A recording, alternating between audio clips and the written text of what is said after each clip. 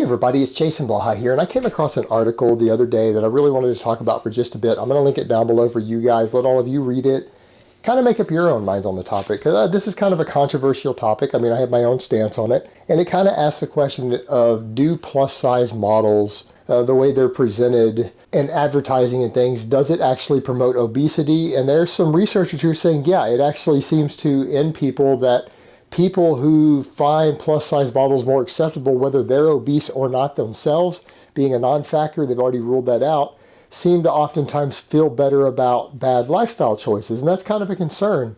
But it's really a deeper topic than that. And it's something we should really be concerned with in the fitness world because, I mean, really the obesity epidemic is the opposite end of the spectrum from us in the fitness world and what we're all about and we focus on. And it should be a great concern for us. But the thing is, while I agree with that to some extent, and maybe there should be some responsibility there should also be some responsibility for the other real causes. I mean, do we need to look closer at McDonald's advertising? And I think we're kind of missing the point here when we're going after plus-size models is contributing to obesity.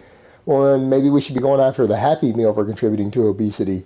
Maybe we need to make people realize that some of their lack of physical activity could be problems. Things like me, I try to tell people that, look, you can ride an indoor bike while you play your video games. Don't have your kids just sit on video games for hours and hours a day. They should be out playing.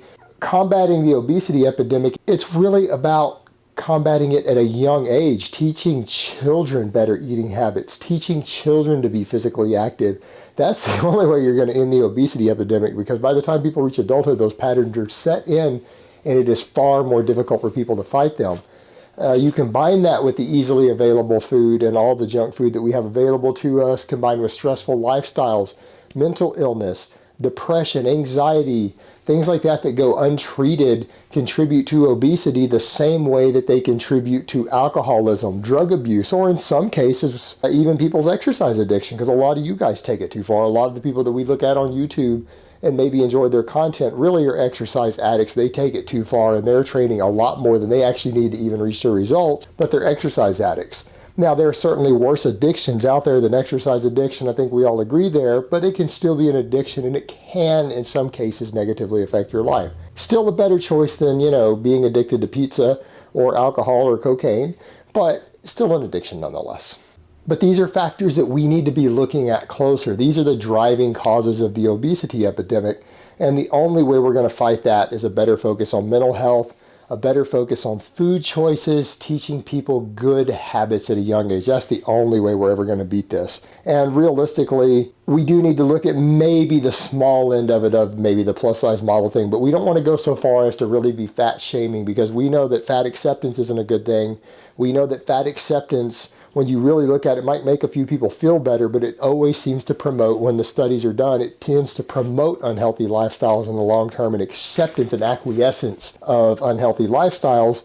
But fat shaming tends to make people stay fat also. It doesn't work. No one has ever been shamed into getting thin. If they do, they're the exception to the rule, not the norm. So we don't want to push it so far in the other direction either, because that's not going to help the situation. We should be looking at what are helpful causes for all of us, because it does matter to all of us. The obesity epidemic raises all of our healthcare costs. It raises the cost to the taxpayer. It raises the cost of your insurance because of other people's bad lifestyle choices. So we should all be concerned about it, if not for a humanitarian reason, for our own financial reasons. All right, guys, but that's really all I have to say on that today. I hope it's been informative, and I will talk to you guys next time.